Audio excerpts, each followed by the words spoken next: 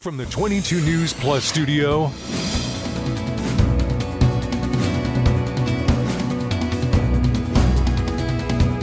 this is 22 News in Focus with Patrick Berry.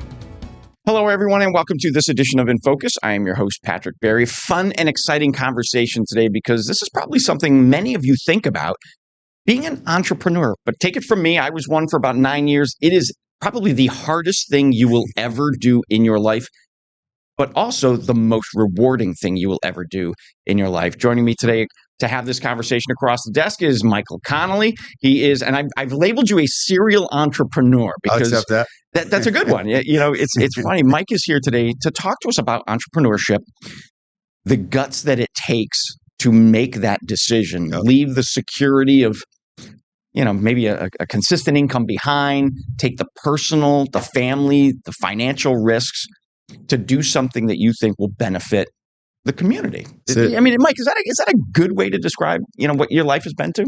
Yeah. Oh, man. It's, I had a mentor tell me a long time ago, entrepreneurship is a roller coaster full of ups and downs. And the advice was to not get too high on the highs and not get too low on the lows. So I think I always like to start there with entrepreneurship. It's risk taking, but everything's risk taking. But being able to, it's more a mental thing and being able to stay calm through the best of the best and the worst of the worst. So you're in a unique position because you have done the trials, the tribulations of entrepreneurship, but your son, Myke Jr., is learning from you. So you've got that sort of, you're sort of leading him on a path to successful entrepreneurship. Who taught you? Where did you get it from? Was there any one person, or was it a conglomerate of people and resources? So let me tell you a long journey and a quick version. Okay. So I always accredit me learning about entrepreneurship to reading. So when I was a kid, before I could play my video game systems, I had to read, but not only read, articulate. So through reading, I learned about guys like John Sortino, who started the Vermont Teddy Bear Company, Myke Kittredge, who started Yankee Candle, David Klein from Jelly Belly Jelly Beans, the Ben and Jerry's guys, and Wally Amos from Famous Amos Cookies. And those people just like, man, this is cool. I didn't know what entrepreneurship was. Right. Matter of fact, my stepfather had a pest control business, and I didn't even realize he was an entrepreneur. Right. Didn't put one and one together at that point. Yeah. But like at 9 years old, I ended up starting this business, selling candy to kids in the neighborhood. It did really well. So you started at 9.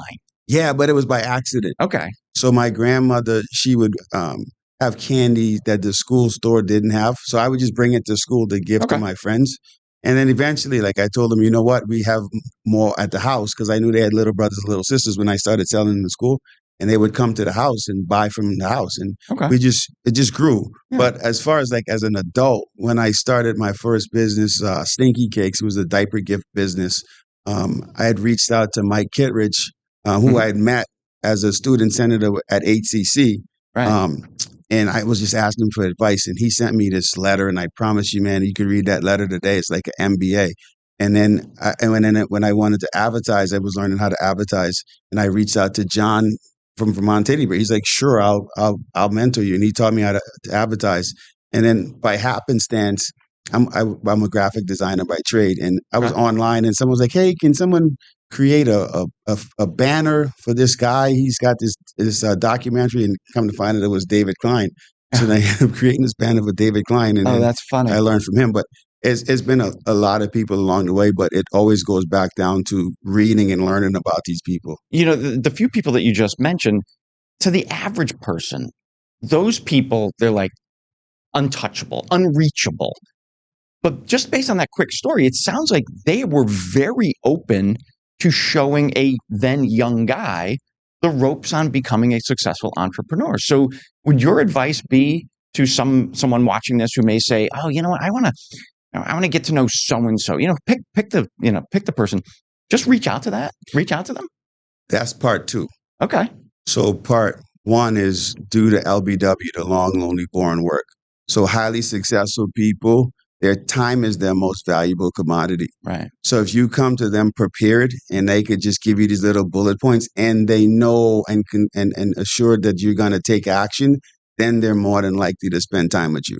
Okay. Right. And those guys, I never asked them for anything. Like I grew up on the train of thought of teach a man to fish, you feed him for a lifetime. Give a man to fish, you feed him for a day. So I wanted them to teach me how to fish. Right. So my questions when I came to them wasn't like, hey, I need X, Y, and Z dollars, da da da. No, it's like, okay, so if you were me, how would you do this?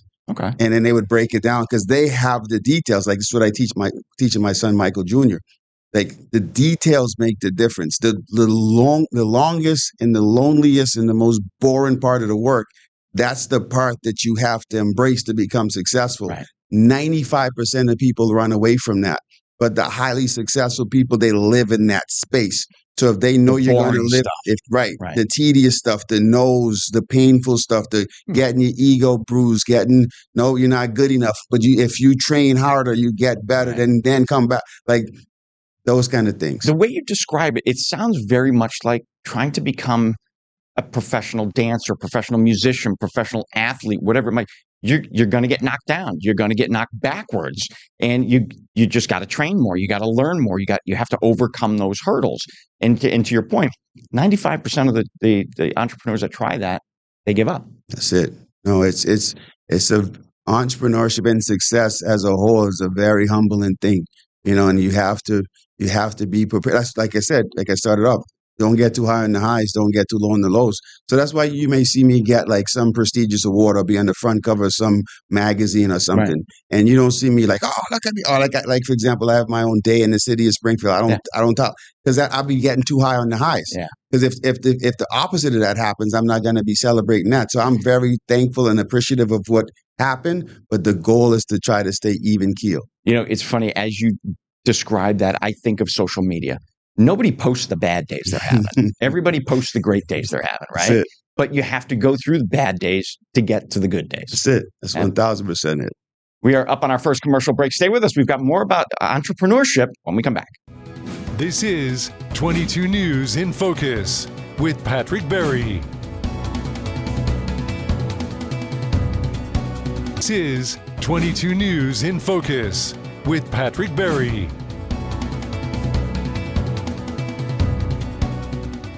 Welcome back, everyone, to this edition of InFocus. We're here in the 22 News Plus studios. Across the desk from me today is Myke Connolly. We're talking about being an entrepreneur, and it's not all roses and champagne, that's for sure. There's a lot of ups and downs, and we covered that in the first section. The difficulties a lot of people go through, and the vast majority of people give up.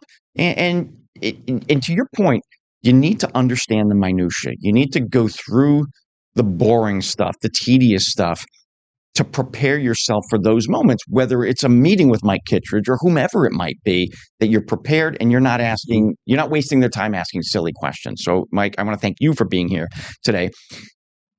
What are some of you started with this, what was it, Stinky Cakes was one of your, what are the other ideas that you've had that you've tried? Yeah, so Stinky Cakes, and then I did, if I go all the way back, I was the kid, like I said, selling candy, mowing lawns, cleaning windows, do whatever. Then I started a clothing brand called Third Eye Design, and it was just like the thing I did when I was in community college. And then Stinky Cakes, and then after that, I wrote my first book called Launch and Stand Out. As a child, my billionaire mentor said to me, because I was really frustrated that people were copying me with Stinky Cakes. And he said, Myke, the problem is you're in a Me Too business. So if you want to, so anyone could say, hey, he said, I sell these baby gifts. And anyone could say, yeah, me too. I make those too. So he said, if you want to, you have to elevate. And I said, what do you mean by that? And he's a billionaire guy out of Canada. He's the first person to invest in my business. We got 10,000. Okay. Was selected of one of the top 100 urban entrepreneurs, and part of that, I got 10K from him to grow the business. But I didn't care about the 10K. Like I said, I cared about having access to that guy's brain. Matter of fact, we still message on WhatsApp today, and he told me the Patriots go to the Super Bowl, he's going to come, and he's going to be on my son's podcast. Nice. But anyway, he said to me, you have to elevate. You have to do things those people either won't do or can't do. Okay. So when he said that, I was like, okay, I want to do something different. And then I ended up writing my first book, Launch and Stand Out. so I could let people know this marketing and the branding that's happening with Stinky Cakes isn't by luck. I wanted to share my brain a little bit. Right. So that ended up becoming my consulting business. And actually, before the consulting business, I ended up creating a course with John Sortino, the Vermont Teddy Bear guy, because I realized John and Mike Kittredge, Yankee Candle, never met and they never spoke. Oh, but funny. when John would be talking to me, I'm hearing Mike Kittredge, and then I realized, like, whoa, their success is a system. Like, so I asked John if he would create a course with me to teach people how to make their first 100,000 systematically, or add hundreds of thousands to their revenue systematically. And he's like, that's a great idea, and we did that. So then we ended up creating a little school together. From that, I ended up doing Launch and Stand Out, where I started doing consultations because the school members kept asking me the same questions. And then from that, then I got into advertising, and because a lot of them, I was purchasing media for them across the country, like digital billboards, because you could buy them. Anyway, so then from that, I was like, man, I really want my own billboard. I love this because what I loved about it was the challenge of a billboard, which is getting a message across in 6 to 10 words, like that. Like that part for my chaotic marketing brain, to narrow it down to that. That's hard to do.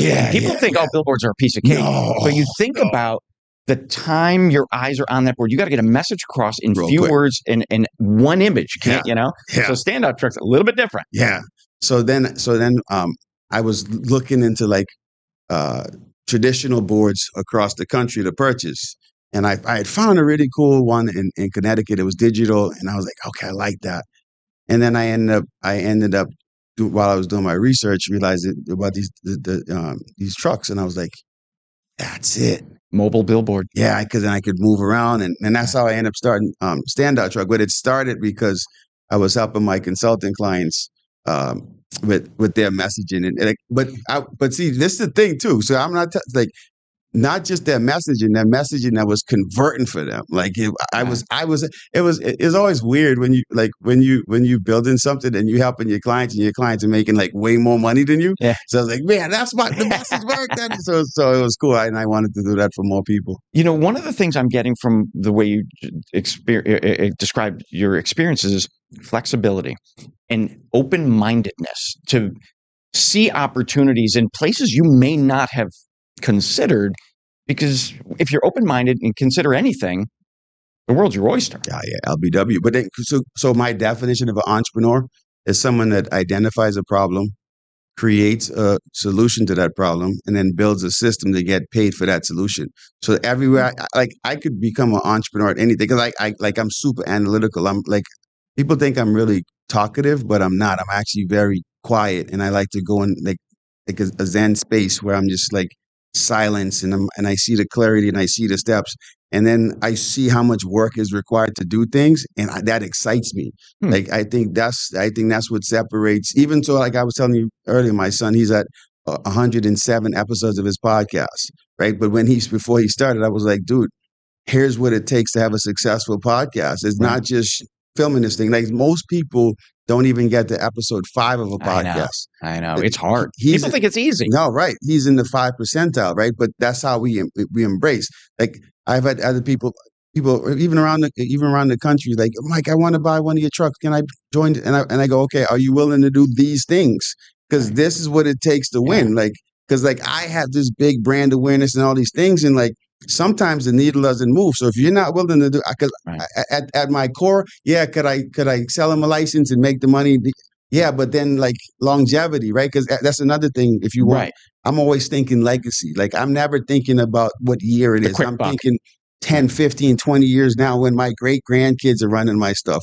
Like I look at the Waltons or the Fords or the Disneys and how they're doing things and how it's lasting so long. Right. How can the Connolly name last that long? And that's from dedication and doing things the right way, working with ethics, like and just being able to not just focus on making the quick buck. Yeah, you make the quick buck, you get the fancy thing today, but so that's what's going on in the brain. Too many entrepreneurs go for the quick buck, and then in a short period, they're broke. Well, this is why 95% of entrepreneurs fail. It's not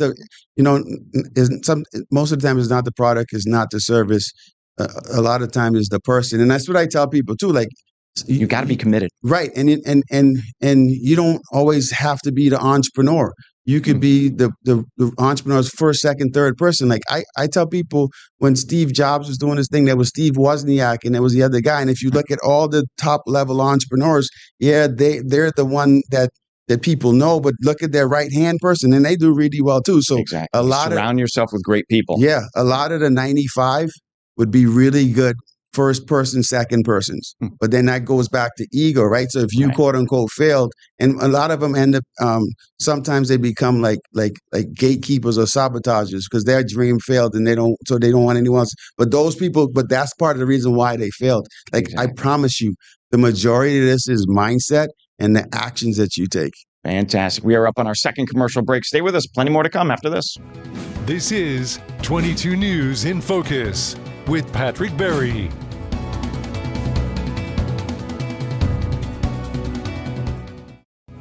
This is 22 News in Focus with Patrick Berry.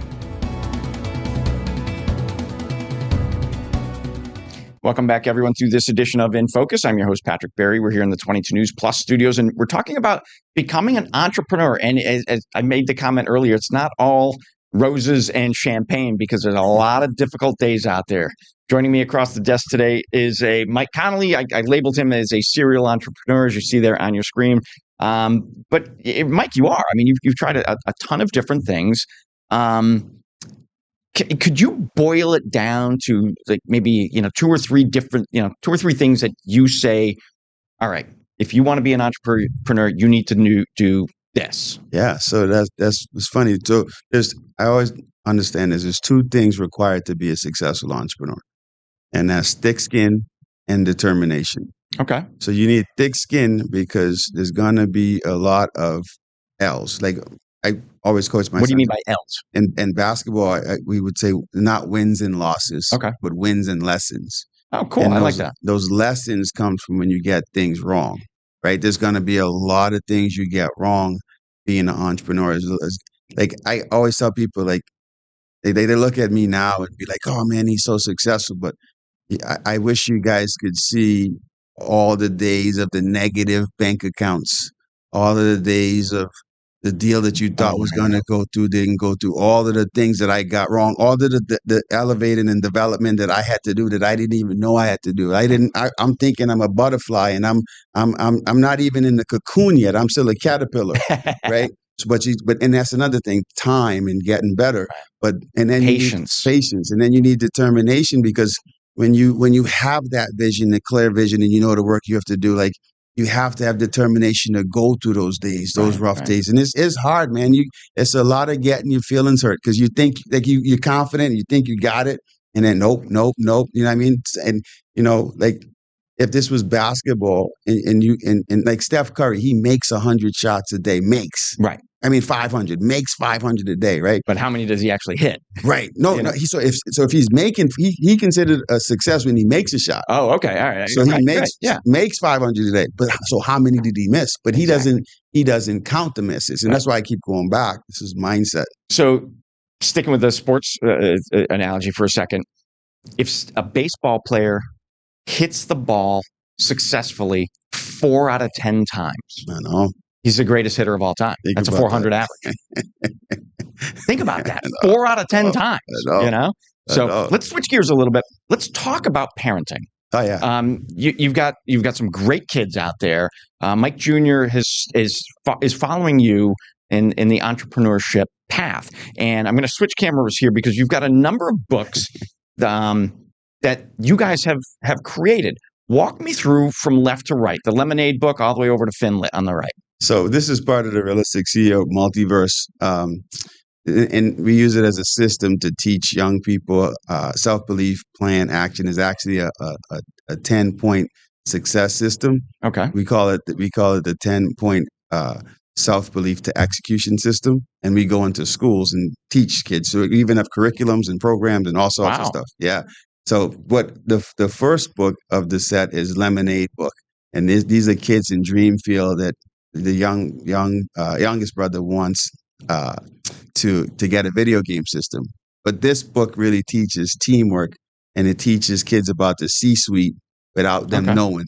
The second book then is Realistic CEO, and Tony he's from Dreamfield as well, and he's learning to become a CEO, and he learned about the concept from the kids in Lemonade book. So, and then you'll see one in Realistic CEO, Tony says, which is based on a true story and is based on Mychal's story of his high school business teacher telling him it was unrealistic for him to be a CEO, but then he goes through his plan, and the teacher at the end is like really proud of him. So nice. in that, he says, I'm going to interview successful business owners and CEOs and community leaders and learn from them. So that's what he's doing with his podcast. And that's what brings you to the next thing on the table in the multiverse is the Realistic CEO Podcast magazine, where it brings it into reality and shows some of those people that he's learning from. Because the goal is to not only for him to learn, like I said earlier, he had 107 episodes. Those could have been 107 private conversations and no one knows, but Mychal wanted to create access for other people. So the magazine is an extension of that. And then we created a nonfiction book together called Unrealistic. If you've ever been told your dream is too big or unrealistic, even by you, read this book. So as his perspective of being a young CEO, learning the trials and tribulations that he goes through, like one of the things that he deals with that I don't deal with is imposter syndrome. So he says, I can't do that. And I'm like, imposter, bro, you work so hard. So a lot of people have imposter syndrome. Hey, I'm guilty of that too. I can't believe I do this every day. It's weird, but. Yeah, so that book we call it the self-esteem book, because that's we talked about, and I'll tell the 10 pillars in the 11th, but self-esteem is the 11th pillar. And then the last book is Finn Lit, is the story of Finley Jackson.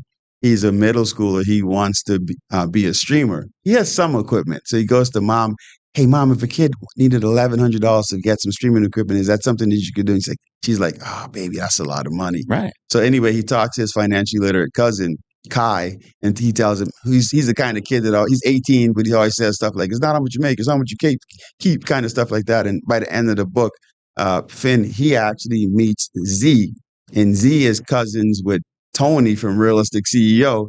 And she says, no, you're not a business person. You're a CEO. He's like, what's a CEO? My cousin Tony. So it goes back to Realistic CEO. But the whole thing is it teaches not only kids, but families, these things that leads to success. But it is all based on the Genesis book, which is Lemonade book, which Lemonade book is based on the things that my 1 billionaire mentor and 4 millionaire mentors taught me that moves the needle. So it's like, this is I like to call it a MBA disguised as a children's book. And all of these books are available to folks. They're in schools. They're everywhere. I highly encourage people to get them, get your kids involved in it, or even for adults if you're interested in it.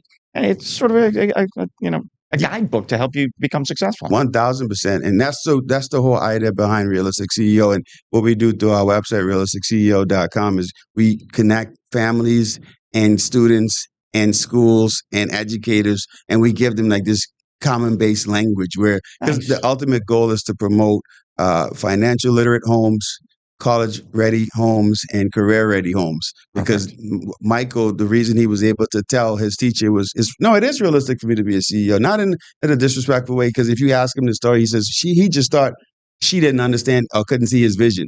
But the reason he was able to explain it is because those three things that we talked about, financially literate, college-ready, and career-ready, that's our home. We have a dream environment. Our kids can be anything. Fantastic. Myke, I can't thank you enough for joining me today. What a great conversation. Best of success to you in the future. And I know you got great things ahead of you. Good seeing you. Thanks for having me. I appreciate you. You bet. This is 22 News in Focus with Patrick Berry.